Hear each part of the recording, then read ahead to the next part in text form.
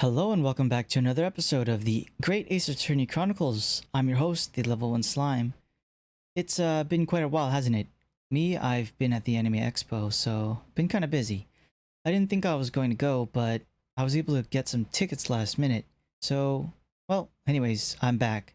Let's begin, shall we? Yeah! Oh gosh, I remember where we're at. Well, I understand you are the judicial assistant to the defense, but why this sudden ingress into my courtroom? Ha! A judicial assistant, and a woman no less!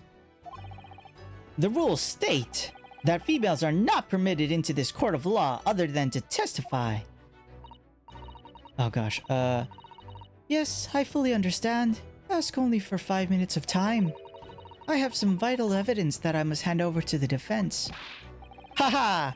You're too late, little girl. This trial has already been concluded. 5 minutes. I will not allow a moment more. But, Your Excellency... I am most grateful.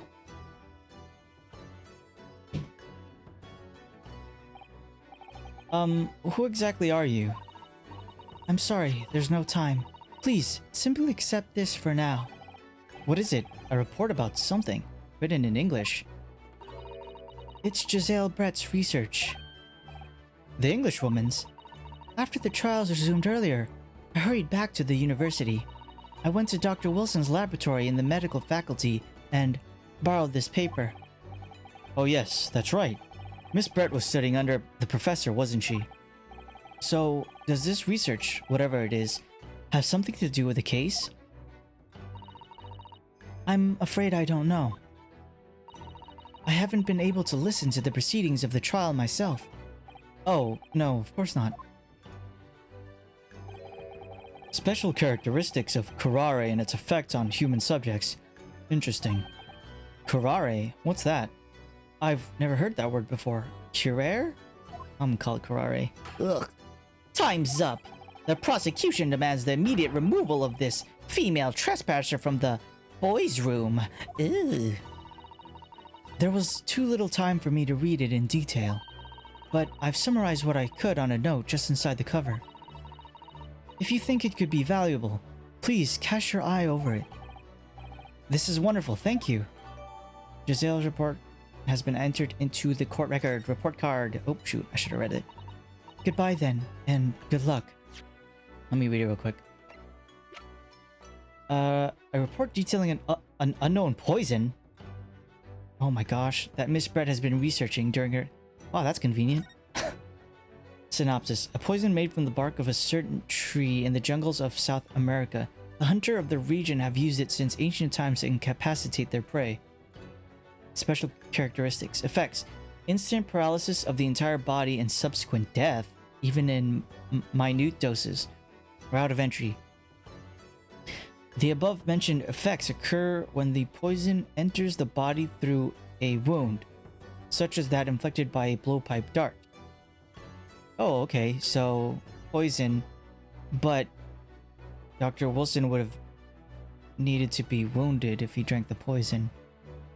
There are some poisons that don't affect you depending on how it's applied. Oh, practical applications. Applications. Due to its ability to render the human body paralytic, it is believed that the toxin could have application as an anesthetic. Oh. However, a solution for the respiratory arrest caused as a result of the full body paralysis must be found first, or the patients would die of suffocation. Okay.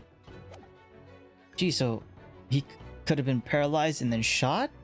Or his respiratory system failed? Oof. Good luck. Oh, goodbye. Thank you. You've had long enough, Counsel. We cannot detain our English guest any longer. Oh gosh, forgot the one I want to give her. I asked the prosecution and the defense now one last time. Does either side have any further evidence to present to the court? I presume not, but... well, we just received one right now. The prosecution has made its case convincingly enough already. Nothing more to add, Your Excellency. Ryunosuke, we're out of options here. This really is our very last chance. Yes, I know. Yeah. Your Excellency, the defense does have new evidence. That look. The unyielding stare of a true Japanese warrior. Nipponese warrior. Well, Miss Brett? Oh, yes, Your Excellency? If you wouldn't mind, perhaps you could grace us with your presence a little longer. It's a delightful invitation, but I'm afraid it's not so very long until tea time. I have to Oh gosh. Forgive me, Miss Brett. It seems I wasn't clear. I realize it was phrased as a question. However, I must ask you to treat that as an order. That's right, girlie. Stay right there. I've said it many times before, but the Japanese language makes no sense. My apologies, dear lady. We may have the same accent, but we don't have the same manners, apparently. So, counsel. Oh gosh, oh wait, what is this new evidence that demands the courts to... Oh, it's this, of course. Oops, present with R. Miss Giselle Brett, we understand that you were studying under Dr. Wilson at Yume University, doing research. Okay. Research, by sheer coincidence perhaps, into a deadly poison? Poisson? What? Poisson? Where are you going with this, counsel? A fish known as curare, Your Excellency. Even the slightest amount of this deadly poison entering the body leads to instant death. What? What complete and utter nonsense? Curare, you say? I've never even heard of it. You wouldn't have done. What do you mean? I mean that you wouldn't have heard of curare before, for one very simple reason. It doesn't exist in our country. It doesn't exist? Correct, which means no matter what tests the police can do for toxins, they'd never identify curare. Why? Because there is no test available here that can identify the presence of this highly deadly poison. What? Rabble, rabble, rabble. Order, order, order. Counsel, does this deadly poison truly exist? According to this report authored by the visiting research student from England, curare has long been used by the tribespeople of South America as a poison to lace their arrows. It seems that it's reasonably well known among European doctors and scientists. To lace their arrows? The report states that it is produced from the extract of a tree that grows deep in the Amazonian jungle, and it was first brought back to Europe at the turn of the century by explorers. It claims that animals shot by arrows laced with curare suffer instant death. Doesn't that about sum it up, Miss Brett? Oh? Trumpery! These aspersions are utter trumpery! To start with, if the victim had been administered some of this so-called deadly poison, he would have been squirming and writhing in pain, and the other diners would have surely noticed. That is true. What do you say to that, Inspector? Oh. Yes. Obviously, I would have noticed a disturbance like that. I don't remember anything like that either. I didn't notice the professor being in any kind of pain. Well, it did say anesthetic. According to this, however, it's the other way around. What do you mean, Hachimaki boy, the other way around? The very fact that the victim didn't show any visible signs of distress is evidence that curare was used. Explain yourself, counsel. I'm dumb. The moment this toxin entered a person's system, it causes instant paralysis. He doesn't even have to read the paper and Rinosuke does. In other words, afflicted victims lose all strength and are completely unable to move. Even if they were in total agony, there would be no visible signs of pain at all. How terrible! How terrible! Obviously, if a man lost all strength in his muscles, he'd collapse on the floor. But with a chair underneath him for support, as Dr. Wilson did, the effects could go largely unnoticed. But I don't follow, Kazuma. That's just paralysis. I thought the poison caused instant death, Aru. The full explanation is extremely unpleasant. The poison causes immediate paralysis, as I said, leaving the victim unable to move. But after a short time, the paralysis is so severe it causes the muscles that control respiration to fail. Respiration? In other words, the actual cause of death is suffocation. No breathing, don't give a... And all the while, the victim is conscious and aware, just unable to move. That's hideous! To the observer, it would look almost like the victim was slipping peacefully into an endless sleep. But for the victim himself, his final moments would be a living hell. That is the true nature of this deadly curare poison. And only Kazuma's Hachimaki blew in the indoor air conditioning. And you're suggesting that this bottle, Council, actually contains this terrifying poison? This is all very convenient, isn't it? A hitherto unknown poison for which there is no means of testing. What a happy tale for the defense. If I may. All these facts, you think you're so clever, but you must be taught some... Oh gosh. It is you who must be taught. Of course. Dear lady! Oh gosh. So, this is how you Japanese behave, is it? What?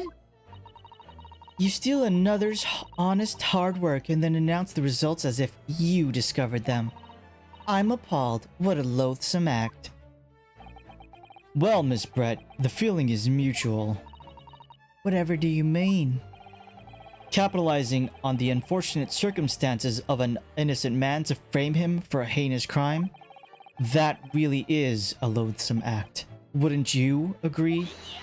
Ooh, heard. Enough of this! I, for one, refuse to accept it! The idea of some poison that doesn't even exist in the great empire of Japan is breaking the rules! Ha ha ha. What's so funny? Excuse me? Your Excellency? Yes, Miss Bright? May I borrow that bottle for a moment, please? Well, yes, I don't see, why not? It's just full of poison, baby. I'll give it to you right now. Key evidence, yes, sir. Oh. Okay, they got an animation for this. Don't get too big for your boots, you insignificant little island boys. Hey, don't compare us to them. Sorry? To an English woman such as myself, this whole affair is a farcical comedy. Your little police games and these foolish courtroom antics, it's laughable, really. Huh? But I'm getting bored of it all now. It's time for the games to end. Kanpai. Cheers. Oh. Wow. Wait, what are you doing? Yummy. No sparkle left at all. How appropriate for this shabby affair. What? What? Correct? What? Goodness, whatever is the matter? You all look quite stunned. So, no karate. The bottle was clean, is that what you're saying? Ha ha ha ha ha! You look quite incredulous, little boy, but of course... That's quick. That's the simple truth. Thank you for presenting the findings of my research so concisely here in this grand venue. Most kind. Ugh.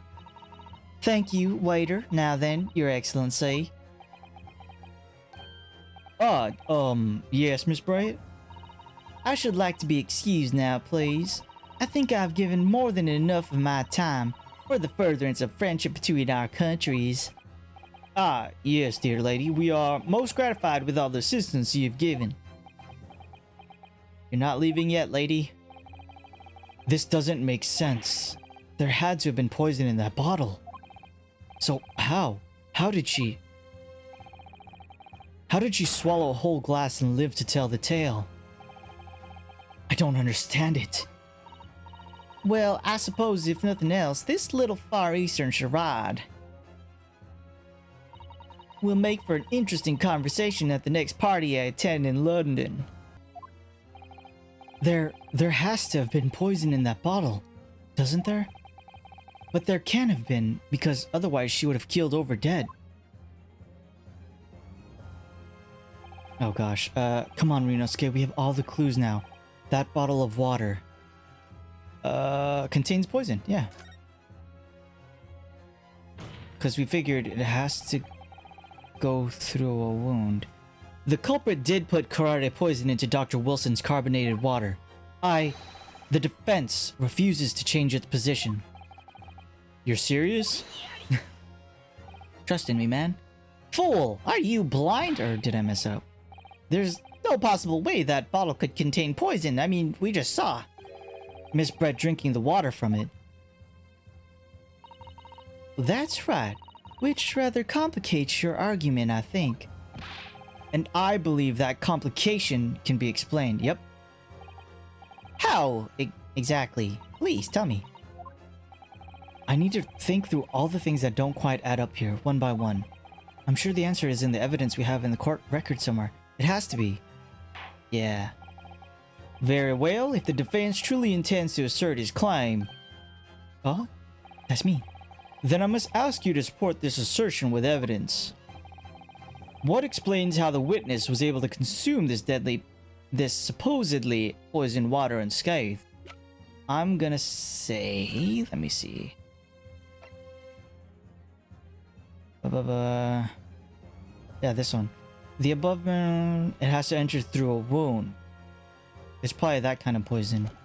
So yeah, ingesting it probably doesn't do anything to them. I think. Yeah. The answer to this riddle is right here in Miss Brett's own research report. Oh shoot, did I get it wrong? That's not a valid explanation. Dang it. No? Ah, dang it. After all, we don't speak English. That report is utter gibberish. This impudent young scoundrel is trying to ridicule the court, Your Excellency. I'm not trying to ridicule anyone, honest. I'm just reading Sasato-san's notes. Wait, did I get it right or wrong? Can't tell. Oh, okay, I got it right. I concur. This report is too extensive to be considered in its entirety by the court. You will direct us to the pertinent section. Oh gosh. Oh well. Which section of the report reveals the alleged answer to this riddle? Special characteristics. Yeah. We've been hearing a lot about this karare poison. And it's left me karare about something. Oh, counsel? Well, it sounds as though indigenous hunters have been using this poison for years and years to lace the heads of arrows that they shoot whatever prey they're hunting. So we've been led to believe, yes. And the point of hunting is to catch prey to eat.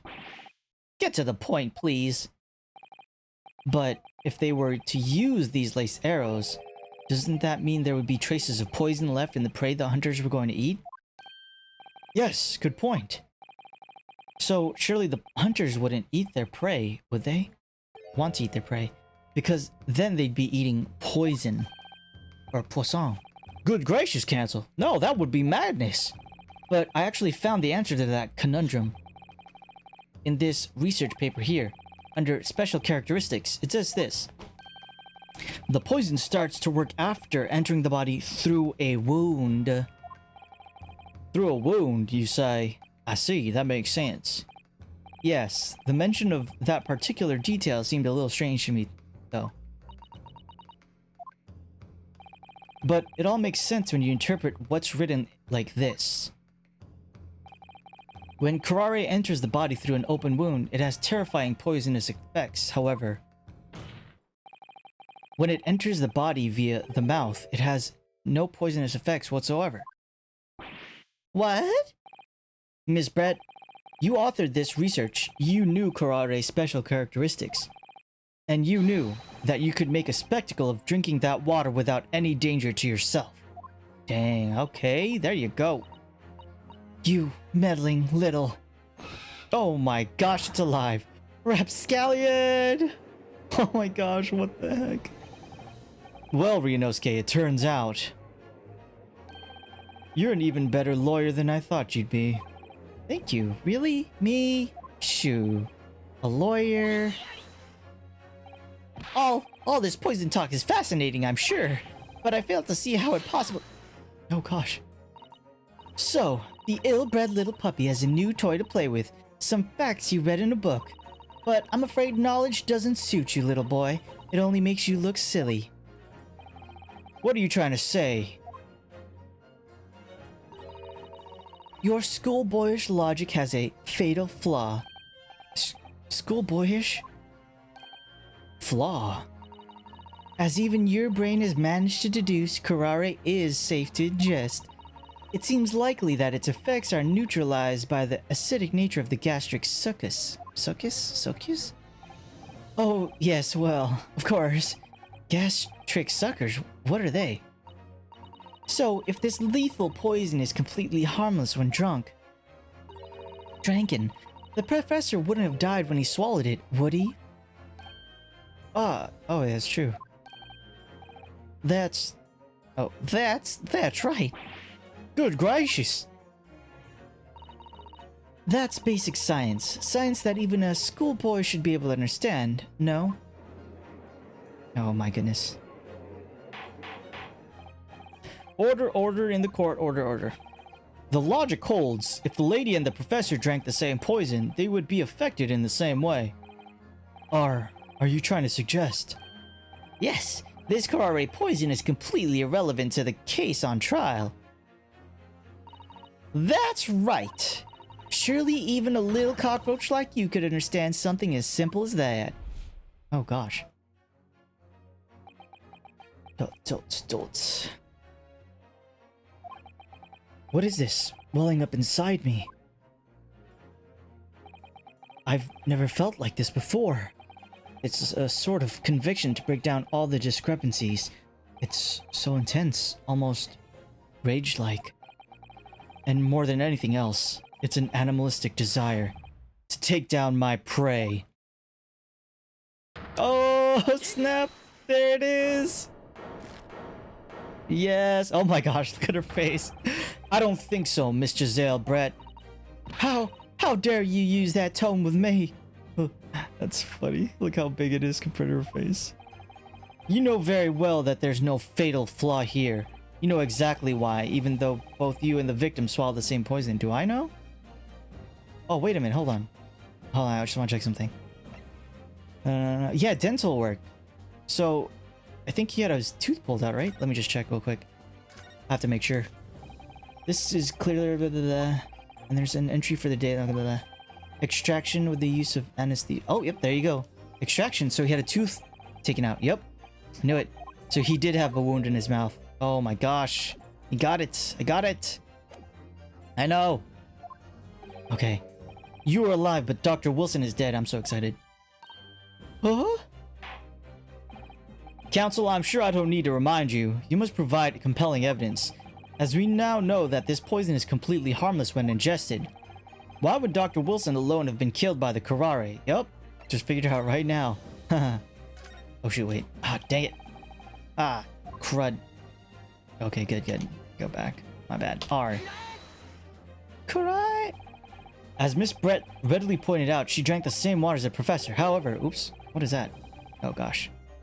However, there was a fundamental and fatal difference between the two diners. A fatal difference? Oh? You look goofy, girl. The toxic effects of curare are only felt when the poison enters the body through an open wound. So, for a healthy person with no injuries, drinking it is completely harmless. But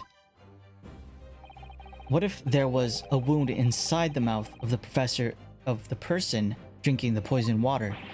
Inside?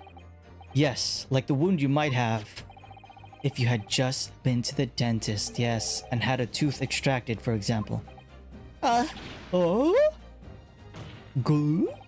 Miss Brett, you've acknowledged many times in your testimony already that you were well aware of Dr. Wilson's dental appointment that day. So that's it. You used that knowledge to orchestrate this. Gotcha. Is she laughing? I don't like to repeat myself, but honestly, I can't resist. These childish courtroom games and your half-baked arguments are all so puerile. What do you mean? Don't worry, little schoolboy. You'll find out soon enough. Oh gosh. Oh my goodness.